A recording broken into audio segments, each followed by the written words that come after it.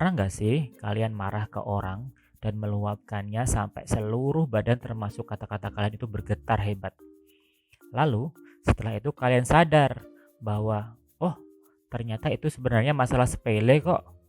Pakai solusi ringan aja bisa diselesaikan tanpa harus marah-marah. Dan kalian akhirnya menyesal, sungguh-sungguh menyesal kenapa tadi bisa semarah itu. Seperti yang saya alami beberapa waktu lalu. Ketika itu, saya meminta seseorang untuk melakukan pekerjaan satu sebelum lanjut ke pekerjaan yang lain. Ya, step by step lah ya maksudnya. Maksud saya, agar tidak perlu melakukan pekerjaan ulang. Menurut saya himbauan itu cukup jelas, tapi apa yang terjadi? Ternyata, sebelum melakukan pekerjaan itu, tahapan pekerjaan setelahnya sudah dilakukan. Wah, tahu hal itu marahlah saya. Entah kenapa waktu itu ya, emosi seperti tidak terkendali. Dan keluarlah amarah itu sampai tubuh saya dan kata-kata yang keluar dari mulut saya itu bergetar hebat. Dan apa yang terjadi setelahnya? Menyesal. Iya, menyesal. Menyesal karena harus membuang tenaga yang besar untuk marah. Dan menyesal karena ternyata solusinya mudah banget.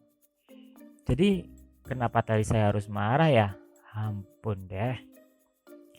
Kalau kalian pernah mengalami hal seperti itu, coba ceritakan di kolom komentar ya. Oke, kita lanjutkan.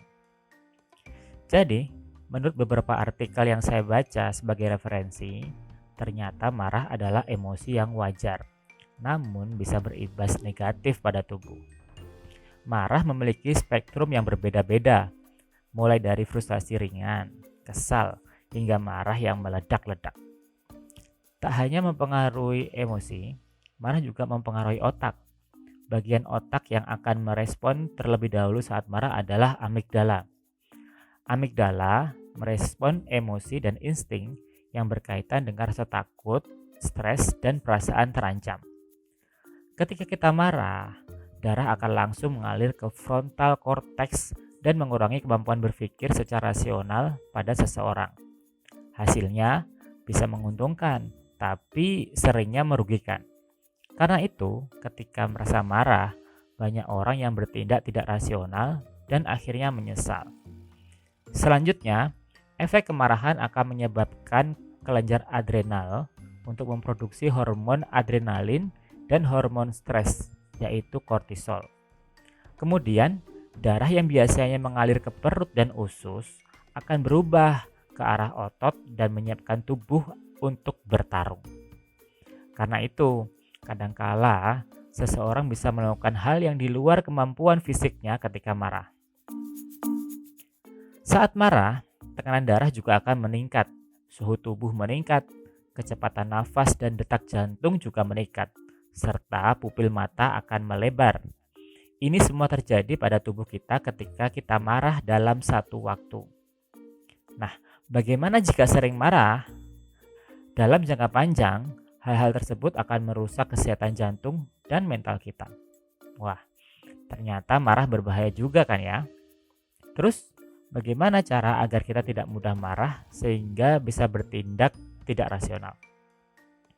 Cara jitu yang diajarkan Rasulullah SAW saat kita marah adalah diam.